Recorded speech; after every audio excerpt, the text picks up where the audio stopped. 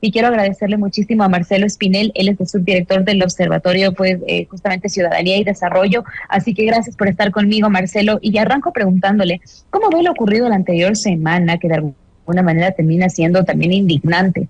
Se pide a gritos de que se resuelvan los 3 juicios que estaban interpuestos a ex funcionarios de Guillermo Lasso, y hoy por hoy se quitan las firmas, se archivan los juicios y definitivamente se abren las puertas para que ahora sí llegue el de Mónica Palencia. Lo único que querían era, pues, de alguna manera hacer show, como siempre, dentro del legislativo. Carla, muy buenas tardes, gracias por la invitación. Pues sí, lo que estamos viendo es nuevamente una Asamblea Nacional, como todas las anteriores, que los procesos de fiscalización dejan mucho que desear. Procesos de fiscalización que se realizan a la carta, que se lo realizan más con una lectura político-electoral, que realmente buscando que se cumpla lo que debería ser la esencia de la fiscalización, es decir, identificar que las autoridades realmente estén cumpliendo sus funciones, que estén garantizando los derechos de los ciudadanos, y vemos lamentablemente este show. Pero más allá de las posiciones de los legisladores, lo que también estamos viendo es la respuesta a legislación ineficaz, legislación ineficiente. Las leyes que tenemos dentro de la Asamblea Nacional y que controlan los procesos de fiscalización dan paso a esto. Y ese es el problema. No hemos tenido una actitud decidida como país de cara a que se reforme la ley orgánica de la función legislativa y se evite esta manipulación de la figura de la fiscalización. Pero frente a lo que está pasando, o sea, a mí lo que me llama la atención es cómo de alguna manera en tiempo récord llegan y se archivan estos procesos, y ahora sí viene el de Mónica Palencia, que de alguna manera ya estaba bastante avanzado. Se prevé que tipo el 10 de octubre este proceso pues ya siga su curso y ya se defina qué va a pasar con el futuro de la ministra, perdón, del Interior. Es que nuevamente vuelvo y voy a tratar de explicarlo de esta forma. Si es que la ley determinaría que los juicios políticos tienen que tratarse bajo un principio de oportunidad política, bajo un principio de interés ciudadano, probablemente los juicios políticos planteados en contra de los exministros de Lasso ya no tenían la misma relevancia que los juicios políticos planteados en contra de los actuales funcionarios del gobierno. Entonces veamos cómo esta discrecionalidad que es necesaria dentro del accionar político, tuvo como resultado que a la larga, a pesar de que existió la sentencia por parte del orden jurisdiccional de que no se pueden archivar los procesos de juicio político, sino que tienen que tratarse, terminó teniendo supremacía lo político. Porque la Asamblea Nacional dijo, a la larga, a nosotros nos interesa más el juicio en contra de Palencia, el juicio en contra de la fiscal Salazar, optemos por archivar estos y de esa manera cumplimos con la sentencia, pero damos más relevancia a lo político. ¿Cómo tendría que ser? Lamentablemente aquí tenemos otro problema de fondo, Carla, y es la intromisión de lo judicial en lo político. El control político tiene que existir, el control político es necesario. Hay que recordar que la atribución de fiscalización es eso, una atribución, no es un derecho de los asambleístas. No debería existir una sentencia, una garantía jurisdiccional para el cumplimiento de una atribución. Estamos frente a un problema de nuestra legislación que decanta en el show que hemos visto en las últimas semanas. Sin duda. Ahora, bueno, después del de Mónica Palencia, ¿cómo ve usted también lo que está pasando en torno a la crisis energética? ¿Cree que también se vengan algunas propuestas de juicios políticos a las autoridades que están ahora mismo en curso? Porque a eso es lo que se está dedicando en estos momentos la Asamblea Nacional.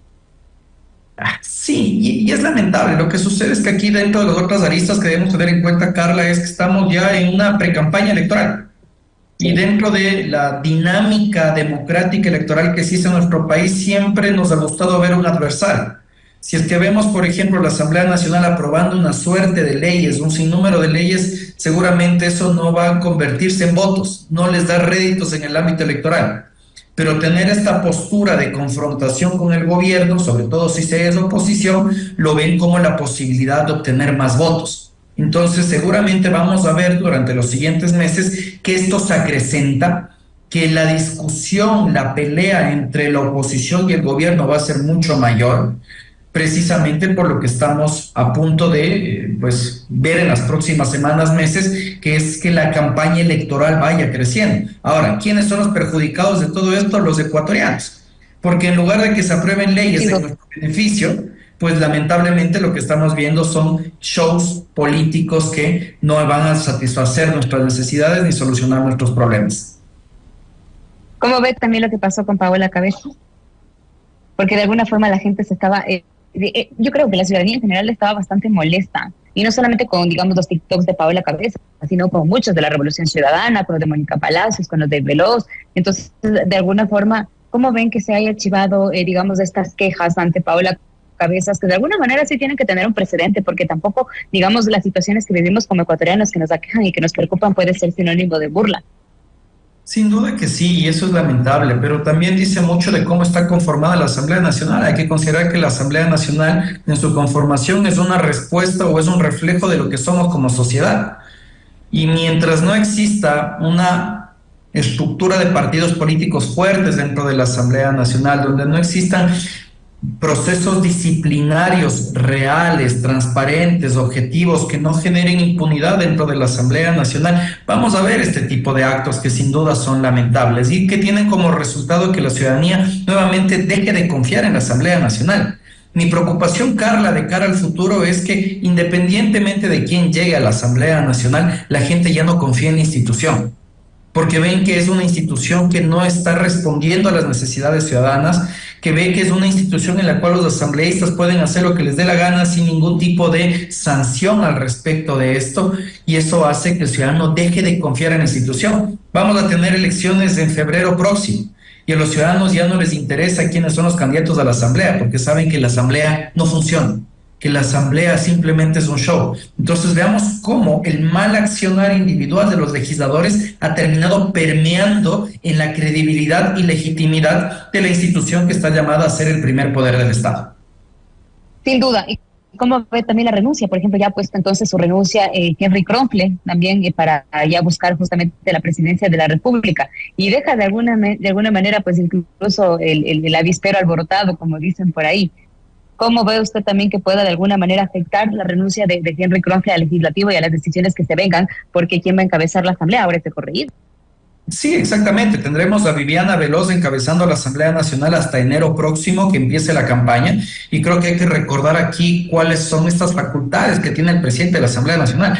Establecer el orden del día, identificar a qué se da paso, a qué no se da paso dentro del Pleno de la Asamblea Nacional, dentro del Consejo de Administración Legislativa. Es decir, que vamos a ver ahora a la oposición, al correísmo, estableciendo la agenda dentro de la Asamblea Nacional. Y eso es algo que de una u otra manera va a cambiar las dinámicas, incluso en este tiempo de pre-campaña. Ahora, algo que también debemos tener en cuenta, Carla, es que existe un cálculo de aproximadamente 89 de los 137 legisladores que buscarán la reelección. Y esto quiere decir que sí, ahorita tenemos... Se queda en manos de los suplentes. Del presidente Kronfle, y a partir de enero tendremos 89 nuevos asambleístas, entre comillas, que llegarán a pues desempeñar sus funciones mientras dure la campaña electoral. Estos son aproximadamente 45 días. Durante ese mes y medio, pues habrá que ver cuáles son las leyes que se aprueban, los procesos de fiscalización que avanzan, porque y también y también, Marcelo, los cabildeos. Totalmente. O sea, porque de alguna manera van a tratar de alguna manera sorprender o capturar también, digamos, las votaciones de estos nuevos suplentes dentro del Pleno. Es un proceso de altísimo riesgo institucional, tanto para la Asamblea Nacional como para el país. Por eso es necesario ponerle muchísimo ojo a quiénes son los suplentes, cómo se van a decantar las fuerzas, porque hay proyectos de ley que pueden ser muy decidores considerando la situación de emergencia que estamos atravesando. Hay que también ver que los suplentes pueden ser muy permeables a algún tipo de, no lo digamos corrupción, pero sí la cooptación por parte de otras fuerzas políticas. Hay que recordar que muchos de los principales no se llevan con los suplentes. Y el que llegue un suplente no es garantía para la organización política de que ese voto va a ser leal a la bancada a la actual, que actualmente pertenece el principal. Entonces es necesario ponerle mucho ojo a lo que puede pasar en la Asamblea Nacional en los siguientes meses. Ojo también que existe, por ejemplo, este proyecto de reforma que está planteando el presidente de la República, que si la Corte Constitucional así lo decide, irá a la Asamblea Nacional y probablemente entre en decisión de estos asambleístas suplentes, y puede entrar una narrativa del presidente de la República en la que se presione a estos asambleístas suplentes para que den paso a la modificación de la Constitución que pueda ser decidida en las urnas. Es que claro, depende simplemente del desbloqueo de la Asamblea Nacional, que podamos ir a las urnas y votar por la implementación de bases extranjeras en nuestro país. Y como usted bien lo ha dicho, y algo que nadie se había dado cuenta es justamente eso, ¿no? Quedaría en manos de los asambleístas suplentes y no sé qué tanto se dejen tentar, tomando en cuenta que han habido, digamos, muchos camisetazos y la mayoría de ellos, porque la mayoría ahorita están en ADN. O sea, se están volviendo un bloque realmente grande.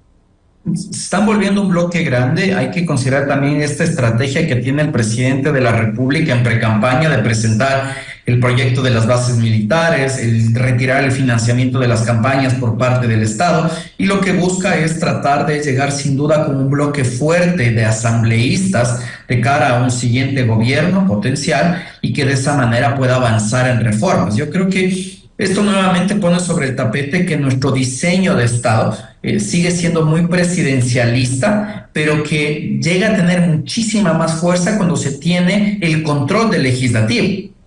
Hemos visto que durante el gobierno de Moreno, durante el gobierno de Lasso, la falta de control del legislativo no les permitió avanzar en una serie de reformas. Noboa está consciente de eso, buscará una buena presencia ahí y pues en el caso de ganar, sin duda pues será algo que habrá que tenerlo en cuenta. Yo creo que las cosas ya se van decantando de a poco de cuál va a ser el escenario dentro de la Asamblea Nacional. Probablemente tengamos ahora una mayoría, que es lo que no ha existido, o probablemente nos quedemos con dos minorías muy fuertes y muy marcadas. Que sería ADN y la Revolución Ciudadana. ADN y la Revolución Ciudadana, y eso también nos pone sobre el tapete, Carla, el hecho de pensar en que lamentablemente las reglas del juego electoral están teniendo como resultado asambleas que son muy permeables a la cooptación, al camisetazo, a la corrupción. Es necesario pensar en la afiliación obligatoria para las candidaturas, una afiliación obligatoria con al menos 1 año, 2 años de anticipación a la elección. Caso contrario, vemos un asambleísta que llegó por un movimiento de derecha a la Asamblea Nacional, no ha pasado ni 1 año y ahora pues al parecer se iluminó y es un asambleísta por un movimiento de izquierda. Sí, sin duda, Marcelo, nada más quiero conocer también su percepción, cómo ve también la posibilidad que pues para reformar la Constitución, de que de alguna manera sean los propios partidos políticos quienes financien la campaña. ¿Cómo vio también, digamos, esta propuesta del mandatario?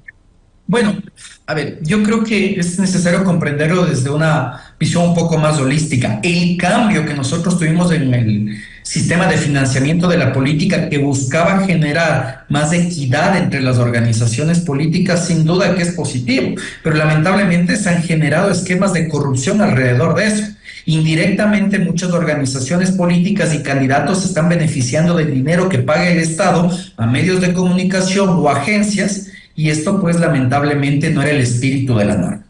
Por otro lado, los aportes privados, al no tener correcta fiscalización, los aportes privados, al no ser correctamente auditados por el CNE, por la Contraloría, por la Fiscalía y por la UAFE, se han convertido en una ventana abierta al financiamiento del crimen organizado.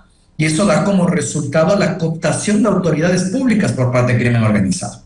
Entonces, veamos que la propuesta del presidente sin duda puede ser positiva, pero no va a ser del todo positiva si es que no tenemos unas entidades de control fuerte al respecto de qué se está haciendo con el financiamiento privado de la política. También hay que ver que independientemente de que cambiemos el modelo de financiamiento para que cada organización política se haga responsable de poder aparecer en medios de comunicación, de poder llegar a la ciudadanía, si no fortalecemos la estructura de partidos políticos, lamentablemente, pues eso va a tener un mal resultado. Entonces yo sí creo que hay que pensarlo con responsabilidad, más allá de esta propuesta que podría caer en populismo por parte del presidente de la República. Me quedo con esto, Marcelo, ahora agradeciéndole muchísimo por este análisis. Creo que de alguna manera abre espacio que venga una nueva guerra en medio de una campaña electoral, y ahí va a jugársela el que más tiene. Y ahí puede haber, digamos, de una forma mucho más evidente, y se puede permear aún más la participación de bandas narcodelictivas para financiamiento de campañas, como ha pasado también en otras administraciones. Entonces vamos a ver qué tan positivo puede ser esto que ha dicho el presidente de la República, porque si bien es cierto, a él no le afecta. Todos sabemos que él podría financiar una campaña política, ¿no?, de cara pues, a una presidencia o a cualquier dignidad, pero no la misma historia pasa en otras dignidades, y ahí es donde de alguna manera podrían verse tentados. Sin duda que sí, más aún cuando incluso las dinámicas para llegar a la ciudadanía han cambiado. El Fondo de Promoción Electoral actualmente va a medios de comunicación tradicional, pero en los análisis que hemos hecho, hemos visto que los candidatos prefieren otorgar desde su propio aporte Además, privado una mayor cantidad de dinero a las redes sociales porque tienen un mayor impacto. Entonces, es necesario repensar todo de cara a generar una participación equitativa de los partidos políticos, pero que tampoco esto se convierta en la fuente de ingresos extra de las organizaciones y de los candidatos, a costa del bolsillo de los ecuatorianos. Vamos a ver bien cómo es este planteamiento del primer mandatario. Marcelo, gracias por acompañarnos. Siempre Ha sido un gusto, Carlos. Una buena tarde. Que estén muy bien. Hago una pausa y regresamos con más para conocer cuáles son los operativos que se realizarán durante estos próximos apagones.